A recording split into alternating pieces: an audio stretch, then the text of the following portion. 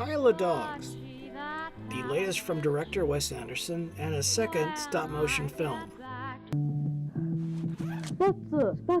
We get the idea. You're looking for your lost dog Spots. Does anybody know him? I've lost all of my pride. I've gone back and forth a lot on this one. While on the surface it's a traditional Wes Anderson magic realism, family adventure, with an astounding soundtrack and the same group of lovable character actors we've come to enjoy in Wes Anderson movies, it left me feeling a little empty for some reason. At first, it might have been the way they used the setting that bothered me a little bit. The way they used a rigid, hierarchical view of Japanese society as the stand-in for the human race. Also how one of the film's protagonists is a straight-up white savior character, all the way from America. In fact, all the film's human characters are pretty much without any kind of nuance. Then again, I know that's the function they serve in the plot. It's really the dog's story.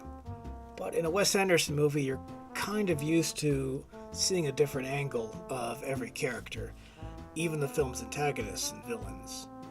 The only nuance from the human characters I can see is in the film's final act when the villain rejects his evil nature for the sake of a happy ending, which kind of feels unsatisfying because you didn't really see much of a journey to him getting there. I think the problem I had with this movie was where it chose to put its focus on the dogs. Unlike the human characters, the dogs, who are all voiced by English-speaking actors, are quirky, idiosyncratic, and have a range of contentious personalities. These personalities, however, don't stray too far from the vocal talents of the actors portraying them.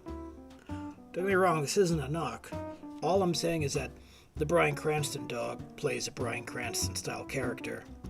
The Ed Norton dog plays an Ed Norton-style character. And Jeff Goldblum is, well, just Jeff Goldblum as a dog. Delightful, but also not very original. Comparing this movie to Fantastic Mr. Fox is something of a necessity because Fantastic Mr. Fox gets something right that I'm afraid Isle of Dogs didn't quite grasp.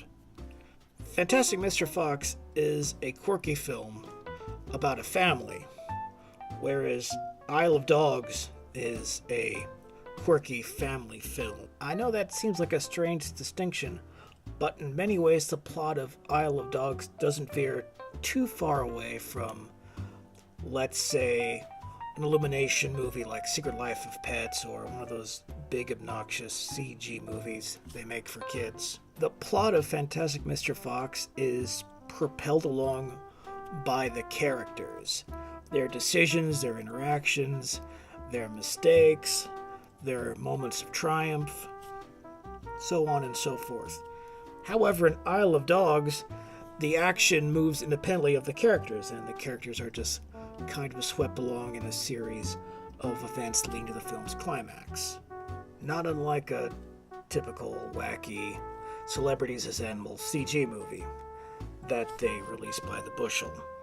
Don't get me wrong, Isle of Dogs is about 50 times better than, let's say, The Nut Job.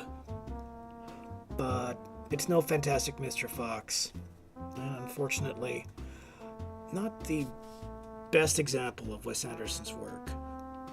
For that, you should probably go back to Bottle Rocket or Grand Budapest Hotel, my personal favorite.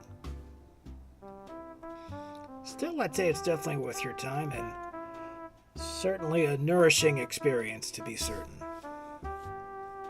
Thanks for stopping by. Be sure to like or subscribe if you want to come by for lunch again.